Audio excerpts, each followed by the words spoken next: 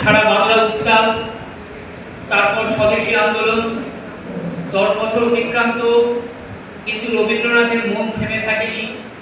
সেই উত্তাল অবস্থায় স্বদেশী যে আহ্বান সারা বাংলা জুড়ে এবং সেটা ভারতবর্ষেও ছড়িয়ে পড়েছিল, সেই 1916 সালে তিনি লিখলেন ঘরে বাইরে উপন্যাস, যার আমরা এখন শ্রুতি নাট্য হিসাবে উপস্থাপন করতে চলেছি। শ্রুতি নাট্যরূপ সুকান্ত পাল, সম্পাদনা শ্রমিক সেনগুপ্ত করেন এবং প্রযোজনায় IPCA বাগুইহাটি শাখা।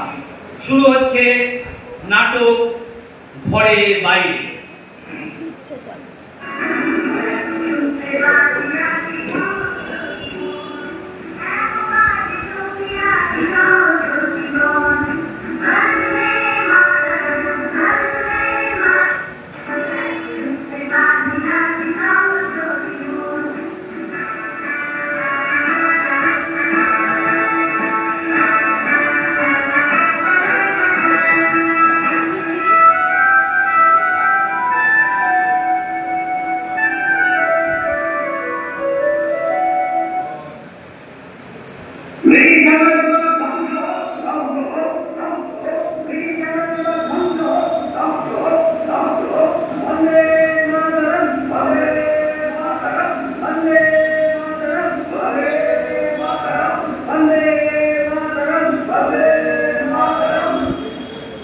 বিমলা আগুনের মধ্যে ঝাঁপ দিয়ে বেরিয়ে এসেছিল, যার পড়বার তা পুড়ে ছাই হয়ে গিয়েছিল। কিন্তু বিমলা তার মরণ ছিল না। সেই বিমলা নিজেকে নিবেদন করে দিয়েছিল তাঁর পায়ে, যিনি তার সকল অপরাধকে তার গভীর বেদনার মধ্যে গ্রহণ করেছেন। বিমলা জেনেছিল তার মতন মানুষ হয় না। এই মানুষটাকে বিমলা প্রথম দেখে বিয়ে দাঁড়াতে। তিনি ছিলেন রাজ পরিবারের সন্তান, আর বিমলাই তো সেই পরিবারের বউ হয়ে অন্দর মধ্যে। অন্দর আর বাইরের মধ্যে ছিল রঙিন শাঁসি দিয়ে ঘেরা বারান্দা। এই বারান্দার দরজা বিমলার জন্য বন্ধই থাকে। কিন্তু হঠাৎই একদিন তুমি এখানে, একটা খবর আছে। আমার এক বন্ধু আসছে তোমার সঙ্গে আলাপ করতে।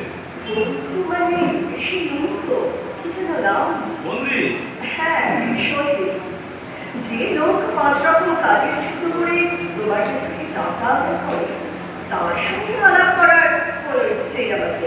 সন্দীপ দেশের কাজ করে, ওর গুণ আছে, কিন্তু টাকা নেই। আমি যদি টাকা দিয়ে সেগুলোর অংশীদার হতে পারি, তাতে আমার লাভ। কবে আসবে? খুব তাড়াতাড়ি আসবে। আমার এখানেই উঠবে। আমাদের নাট মন্দিরে মিটিং হবে। আমার মনে হয় সন্দীপের সঙ্গে আলাপ করলে তোমার ভালোই লাগবে। কেন? সন্দীপের একটা দিক আছে যেটা মেয়েরা খুব পছন্দ করে। আবার ও যে গুছিয়ে সংসার করার লোক তাও নয়। ওর মধ্যে একটা ছটফটে ভাব আছে, ঠিক আমার উল্টো। আমি তোমার উল্টোটাই পছন্দ করি, এটা তোমায় কে বলবো? তুমি পছন্দ না করতে পারো, কিন্তু সেটারও প্রয়োজন আছে বিমলা। দিদি আছে আমার ঘরের মধ্যে, আমার বাইরে যাওয়ার দরকার কি?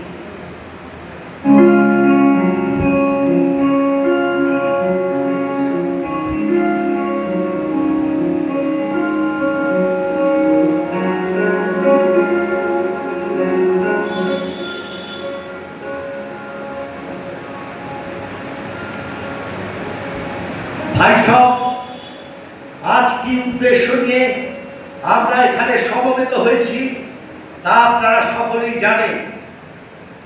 বড়রাত লর্ড কার্জনের অস্ত্র চালানোর ফলে আমাদের সোনার বাংলা আজ দ্বিখণ্ডিত। বাংলার পূবে আর পশ্চিমে দুই ধর্ম সম্প্রদায়ের মধ্যে যে মৈত্রী ভাব, যে সৌহার্দ্য তাদের এক সূত্রে বেঁধে রেখেছিল, তার মধ্যে অন্তর্নিহিত ছিল এক অমোঘ শক্তি। সেই শক্তির মূলে আঘাত করছে এই বঙ্গভঙ্গ। আমরা প্রতিবাদ করেছি, ইংরেজ সরকার সেই প্রতিবাদে কর্ণপাত করেনি। তাই আমরা অন্য পন্থা নিয়েছি। সে পন্থা হলো স্বদেশীর পন্থা। তাতে যে শুধু ইংরেজ সরকার বিপর্যস্ত হবেন তাই নয়, তাতে আখেরে দেশের মঙ্গল হবে।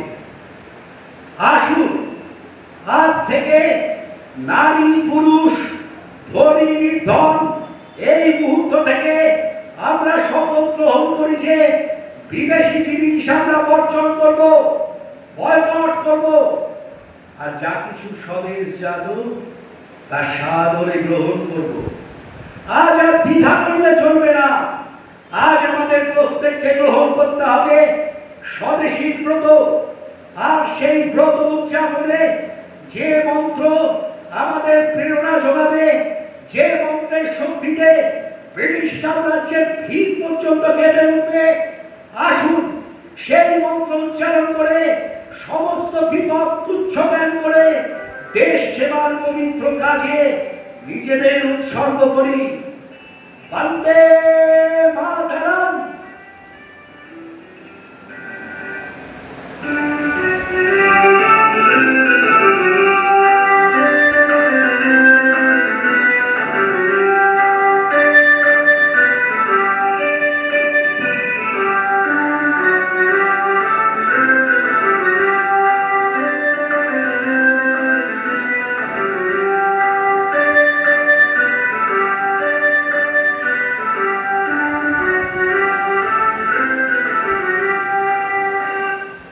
বাড়ির অধ্যায়ন 1341 সাল সুখসাগরের ছোট রানী সাবেকি নিয়ম ভেঙে প্রথম অন্তর। নমস্কার। নমস্কার। শুনে ইনিকা তোমার বক্তৃতায় মুগ্ধ হয়ে স্বদেশী মন্ত্রে দীক্ষিত হতে রাজি হয়েছে। কি বলছো নাকি? আরে ঠিকই বলছি সন্ধি। ও কি তুমি দাঁড়িয়ে রইলে কেন? বসো। আরে কি হলো, বসো। প্রথমে আমি আমার নিজের চোখকে বিশ্বাস করতে পারিনি, এখন কানকেও বিশ্বাস করতে পারছি না। উনি কিন্তু একটু বাড়িয়ে বলেছেন। যদি একানাও সত্যি হয় তাহলেও আমি ধন্য। আমি রাজনীতির ক্ষেত্রে যাই করি না কেন, আপনি যে একটা সামাজিক বিপ্লব করতে যাচ্ছেন সেটা চোখের সামনেই দেখতে পাচ্ছি। বেশি বলো না, তাহলে আর মাটিতে পা পড়বে না আমার গৃহিণী। ওসব কথা বলে কোনো লাভ নেই নাকি? আমরা রাজনীতি করি, দল ভারী করার ব্যাপারে আমরা নির্লজ্জ। এখনো পর্যন্ত কোনো মহিলাকে আমার দলে পাইনি, তবে পেলে খুশি হব এ কথা বলতে দ্বিধা নেই। মেয়েদের মধ্যে একটা সহজাত বুদ্ধি থাকে যেটাকে আমি মনে প্রাণে শ্রদ্ধা করি। কি কাল ওর বক্তৃতা কেমন লাগলো বলে দাও। ও হ্যাঁ, সেটা আমি জিজ্ঞেস করতে যাচ্ছিলাম। আচ্ছা, কাল আমার কথাগুলো কি খুব ভুল বলে মনে হলো আপনার? বলুন বলুন, কোনো রকম দ্বিধা করবেন না, বলুন। আমি তো অত ভাববার সময় পাইনি। সেই জন্যই তো আপনাকে জিজ্ঞেস করছি। আপনি কেন ভাববেন? ভাববে তো ওই নিখিলরা। আপনার হৃদয় কি বলে বলুন, ওসব বুদ্ধির কথা ভুলে যান। আমি তো অত শত বুঝি না। যদি ইংরেজ সরকার অন্যায় করে থাকে তাহলে আমাদের মেনে নেওয়া উচিত নয়, আর স্বদেশী করলে যদি তাদের টনক নড়ে তাহলে সেটাই করা উচিত। ইয়ার ইয়ার, নিখিলের সামনেই খোলা। আমার ইচ্ছে আপনার এখানে থেকে কিছুদিন কাজ করুন। মৌমাছি যেমন মক্ষী রানীকে ঘিরে কাজ করে, আপনি হবেন আমাদের মক্ষী রানী। আজ থেকে আমি আপনাকে মক্ষী বলে ডাকবো, কেমন?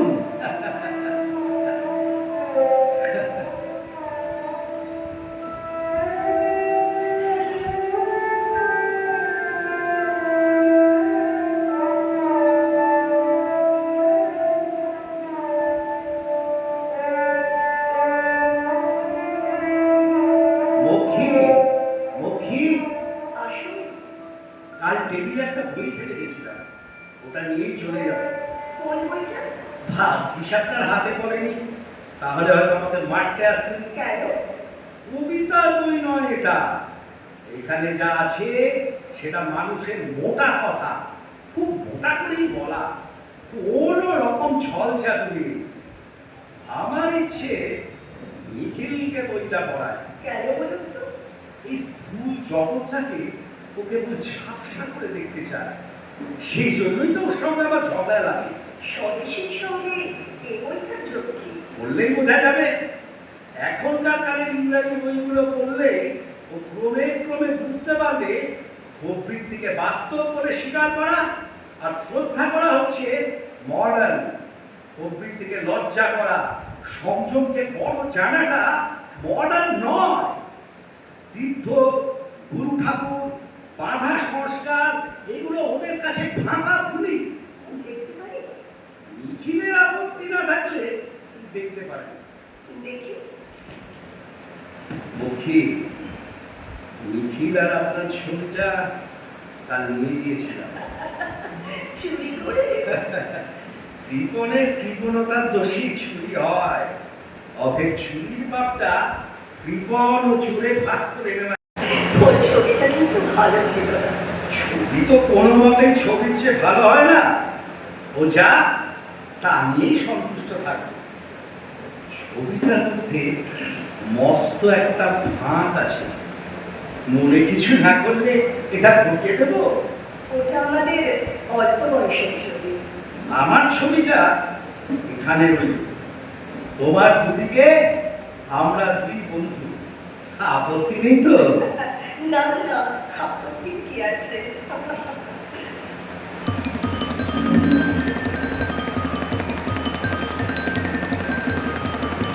বিদেশি মিলের কাপড়, বিদেশি মিলের জুতো, বিদেশি কারখানার চিনি, বিদেশি সাবান, বিদেশি যা কিছু আছে আপনারা সব ফেলে দিন। ফিরিয়ে দিন। এগিয়ে আসুন। সমস্ত চালিয়ে দিন। বিলেতি ব্যবসার অন্ত্যেষ্টিক্রিয়া। তোমাদের গ্রামে এই প্রথম চিতার আগুন জ্বলল। এই ছাই পবিত্র। বন্দে মাতরম। আমার দেশের মাটি তোমার পরে একাই মাথা। ও আমার দেশের মাটি তোমার পরে একাই মাথা। তোমাদের বিশ্বময়ী, তোমাদের বিশ্বময়ী আচল পাতা। ও আমার দেশের মাটি তোমার পরে একাই মাথা। ও আমার দেশের মাটি তোমার। বন্ধুদের সাথে দেখা হয়েছে আজকে? হয়েছে। কি বললেন? দুশ্চিন্তায় আছেন ভদ্রলোক। কেন? করতে দেবে না? কে বললে দেব? কিন্তু ও যদি মনে করে স্বদেশী মানে বিদেশি জিনিস পড়ানো, তবে ভুল করবে। সারা বাংলাদেশেই তো এই স্বদেশী চলছে, তাতে তোমার আপত্তি কেন? আমার পক্ষে স্বদেশী করা মানে আমার হাতে বিলেতি জিনিস বেচা কেনা বন্ধ করা। যেটা পুলিশ বন্ধু পারে, আমি তা পারি না। কিন্তু হাট তো তোমার।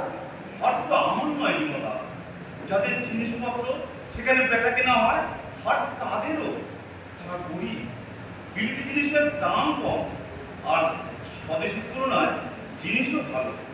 গ্রামের গরিবরা তো তা কিনবে, আর আর সেটা আমি জোর করে বন্ধ করে দেবো? তাছাড়া সন্দীপরা সেদিন জোর জবরদস্তি করে গরিব মানুষগুলোর জিনিসপত্র কেড়ে নিয়ে পুড়িয়ে দিয়েছে। স্বদেশী করার নামে গরিব মানুষের উপর জুলুম করা কি ভালো বিমলা? এখন যদি কিছু লোকের অসুবিধা হয়, শেষ পর্যন্ত তো ভালোই হবে। যারা স্বদেশী করছে তারা তো দেশকে ভালোবেসেই করছে। যে কথাগুলো বললে সেসব কি তোমার নিজের কথা বিমলা? হঠাৎ এই প্রশ্ন কেন? না, আমার মনে হলো তুমি সন্দীপের হয়ে বুঝি সুপারিশ করছো।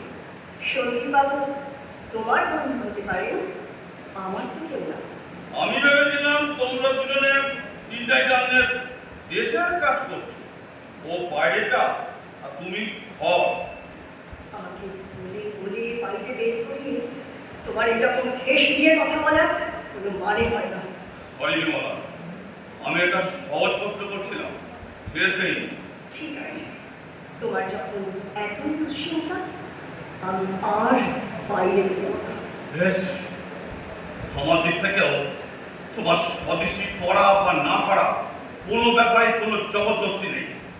তবে হ্যাঁ, তুমি যদি বলো তোমার বিদেশি পোশাকগুলো আর পরবে না, তোমার বিলিতি সেন্ট, বিলিতি সাবান, বিলিতি জুতো এখন আর ব্যবহার করবে না, আমি একটু আপত্তি করবো না। কিন্তু কিন্তু আমার হাত থেকে বিলিতি জিনিস সরাতে গেলে আমার একটা বিশ্বাসের মূলে আঘাত করতে হয়, সেটা আমি পারবো না।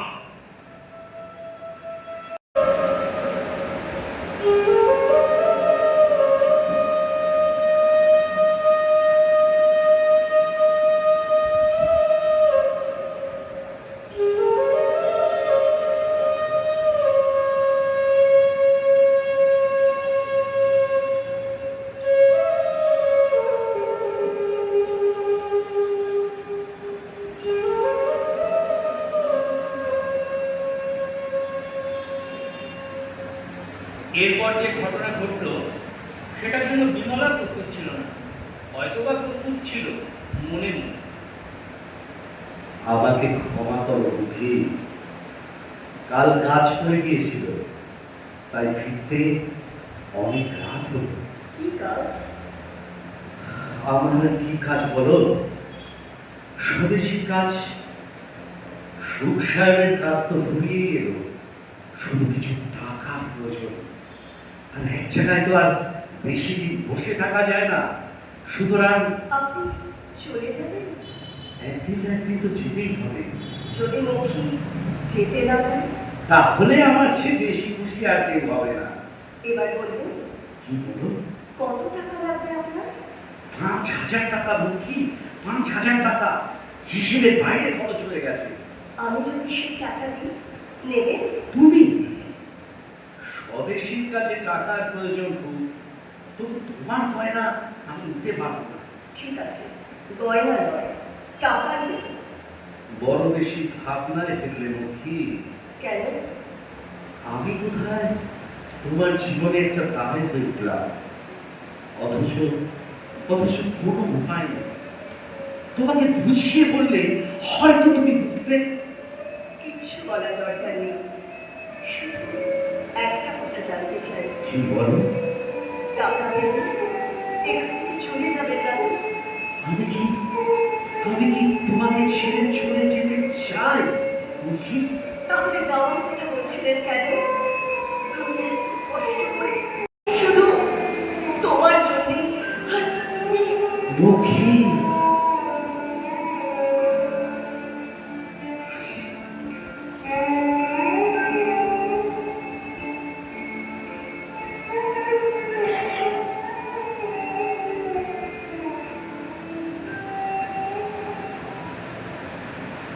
সিন্ধুকে বিমলার বড় যার প্রণামী 5,000 টাকার মোহর রাখা ছিল, সেটাই নিখিলকে না জানিয়ে বিমলা সন্দীপবাবুকে দিয়ে দেয়। ইতিমধ্যে সুখ সাহেবের অবস্থা খারাপ হতে থাকে, অবনতি হতে থাকে হিন্দু মুসলমান সম্পর্কে, যার পেছনে রয়েছে সন্দীপের হাত। একদিন বিমলার সামনে, এই যে সন্দীপ, তুমি এখানে, তোমার সঙ্গে আমার কিছু কথা আছে। কি কথা? আমি চাই না তুমি আর এখানে থাকো, গ্রামের অবস্থা মোটেই ভালো নয়, আর তুমি থাকলে আরো বেশি গন্ডগোল হবে। আমি চাই তুমি কাল সুখ সায়র ছেড়ে চলে যাও। আমি কি তোমার আত্মা ভাব ভিন্ন? মিথ্যে কেন হতে যাবে সন্দীপ? আমি চাই তুমি কলকাতায় গেলে তোমারই ভালো হবে, আর সুখ সায়রেও মঙ্গল হবে। কিন্তু কলকাতায় তো আমার কোনো কাজ নেই। এর জন্যই তো বলছি, এখানে তোমার একটু বেশি কাজ। তুমি ভেবো না যে তোমার কাজের খবর আমি রাখিনি। চাষিদের ঘোড়ায় আগুন লাগানো থেকে মির্জানের লোক ঢোকানো পর্যন্ত সব খবরই আমার কাছে এসেছে। তুমি বক্তৃতায় হিন্দু মুসলমান ঐক্যের কথা বলো, কিন্তু কাজের বেলায় গরিব মুসলমানদের উপর অত্যাচার করো, সেটা আমি সহ্য করবো না। এখানে তোমার কার্যকলাপে যে কোনো মুহূর্তে সাম্প্রদায়িক দাঙ্গা লাগতে পারে। তুমি দেশ উদ্ধারের নামে দেশের ক্ষতি করবে সেটা আমার এলাকায় আমি হতে দেব না। এখানে একজনই আছে যার হুকুম মানতে আমি রাজি। মুখী, মুখী তুমি বলো, আমি যাব। মুখী, আমি তোমার উত্তরের জন্য অপেক্ষা করে আছি। তুমি কি চাও আমি এখান থেকে চলে যাই? বলো মুখী, বলো, চুপ করে থেকো না। আমার যা জানাবার আমি জানিয়ে গেলাম, আশা করি আর বলতে হবে না। মুখী, কি হলো তোমার? তুমি হঠাৎ ইতিমধ্যে বিমলার মুখভঙ্গ হয়েছে। সন্দীপবাবুর মন্ত্র শিষ্য অমূল্যকে গয়নার বাক্স কলকাতায় বিক্রির জন্য ডেকে এনে বিমলা তার কাছ থেকে সন্দীপবাবু সম্পর্কে আরো নতুন নতুন তথ্য জানতে পারে। যেমন স্বদেশীর কাছে দরকার ছিল মাত্র ৩,৫০০ টাকা। বেশি টাকাটা সন্দীপবাবু সব সময় খরচ করে নিজের জন্য। বিলাতি সিগারেট, ট্রেনের ফার্স্ট ক্লাস টিকিট, পাট ভাঙা বিদেশি জামা কাপড়। সন্দীপবাবু বলেন, দেশের কাজ যারা করে দারিদ্র্যে তাদের শক্তি ক্ষয় হয়। মুখী, তুমি চলে যাচ্ছ? আর কি থাকার প্রয়োজন আছে? ও কথা বলছো কেন? সুখ কেটে গেছে সন্দীপবাবু। যদি কোনো অন্যায় করে থাকি তাহলে আমাকে ক্ষমা করো, ছেড়ে চলে যেও না। আমার স্বামী বলেছিলেন আপনাকে অল্প চিনতে ভালো লাগে। আমি বোধহয় একটু বেশি চিনে ফেলেছি। কি বললে মুখী? আমাদের এতদিনের সম্পর্ক সেটা কি কিছুই নয়? আমার বিশ্বাস ছিল আপনার কাজ সফল হবে। আমি তাই চেয়েছিলাম। এখন যে বিশ্বাস নেই? না,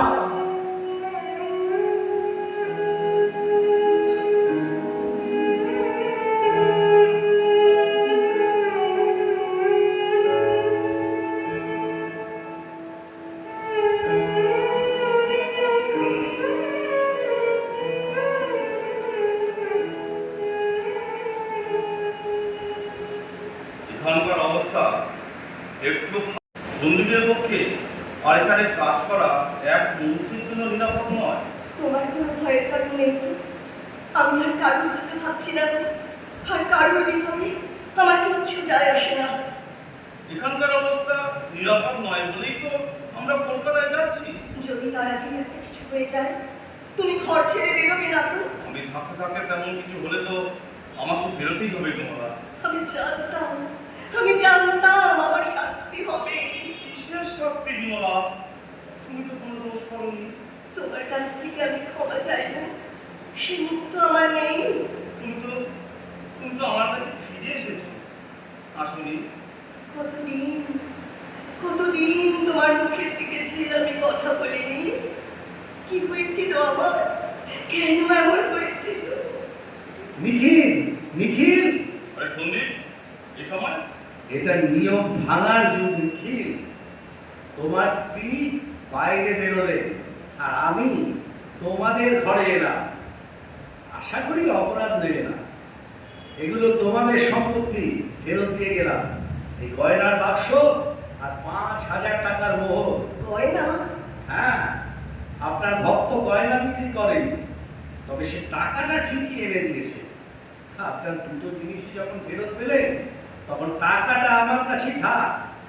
তুমি কি চলে যাচ্ছ সন্দীপ? হ্যাঁ নিখিল, রংপুরের গাড়ি ছাড়তে আর ৮ ঘন্টা বাকি। আর শুনেছ নিশ্চয়ই দাঙ্গা লেগে গেছে। দাঙ্গা?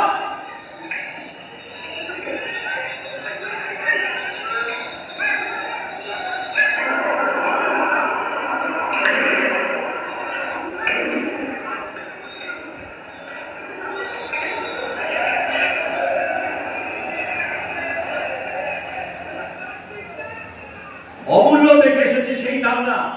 সুতরাং আমি তাহলে আসি নিখিল। বক্ষী, বিদায়। শক্ত হও বিমলা, এবার আমি যাবো। না, তুমি